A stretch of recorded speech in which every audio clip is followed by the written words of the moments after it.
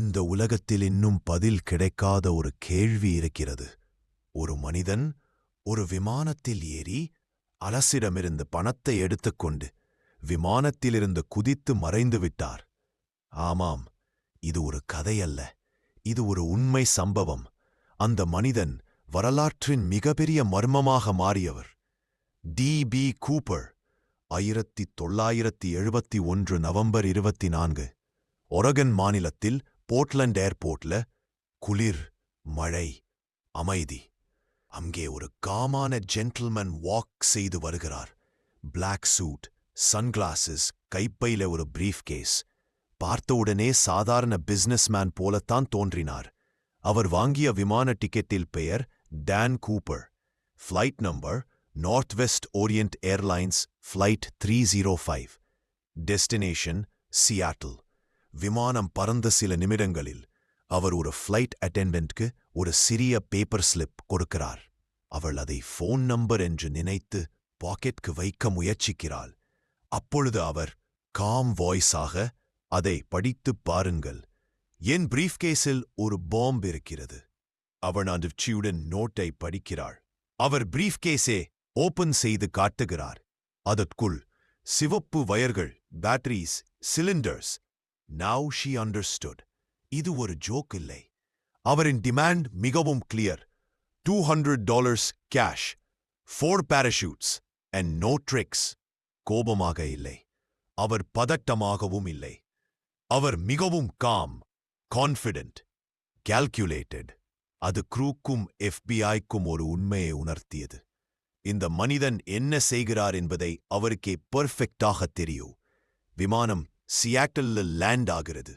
FBI பணமும் பாராசூட்ஸும் கொடுக்கிறது. Passengers எல்லாரும் விடுவிக்கப்படுகிறார்கள். ஆனால் கூப்பர் விமானத்தில் தங்குகிறான். அவர் புதிய உத்தரவை கொடுக்கிறார். இப்போது மெக்சிகோ சிட்டிக்கு போங்கள். ஸ்பீட் குறைவாக இருக்க வேண்டும். விமானத்தின் பின்பக்க கதவு open. Flight altitude just 10,000 feet. Landing gear down. Pilot அதிர்ச்சி.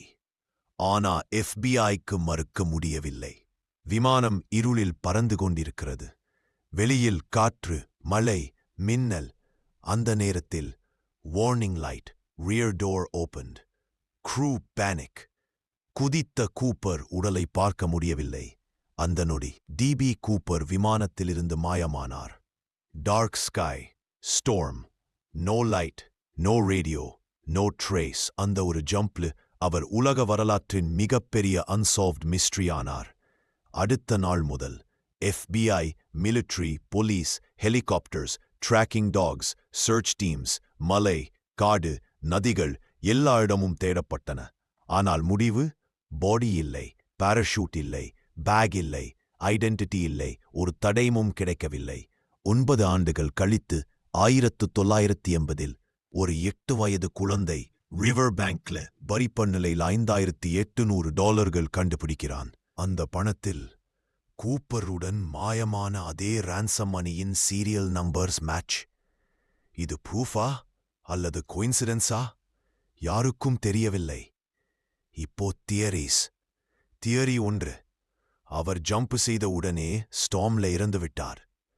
தியரி 2, அவர் மிலிட்ரி லெவல் பாராசூட் எக்ஸ்பர்ட். அவர் சேஃபா எஸ்கேப் செய்து ஐடென்டிட்டி மாற்றி வாழ்கிறார். தியரி 3, அவர் இன்னும் ஒரு சாதாரண வயதான மனிதராக எங்கோ ஒரு நகரத்தில் அதை குறித்து யாருக்கும் தெரியாமல் வாழ்கிறார். 2016 FBI இந்த கேஸை ஒஃபிஷியலி க்ளோஸ் செய்துவிட்டது. ஆனால் கேள்வி இன்னும் உயிரோட இருக்கிறது. ஆனால் இன்றும் பதில் கிடைக்கவில்லை. டி.பி. கூப்பர் யார்? அவர் எங்கே போனார்? அவர் உயிரோட இருக்கிறாரா அல்லது அந்த இருளில் நித்தியமாக மறைந்து விட்டாரா? இது ஒரு கிரைம் ஸ்டோரி மட்டும் இல்லை. இது ஒரு லெஜெண்ட், ஒரு மிஸ்ட்ரி, ஒரு அன்ரிசால்வ்ட் ட்ரூத்.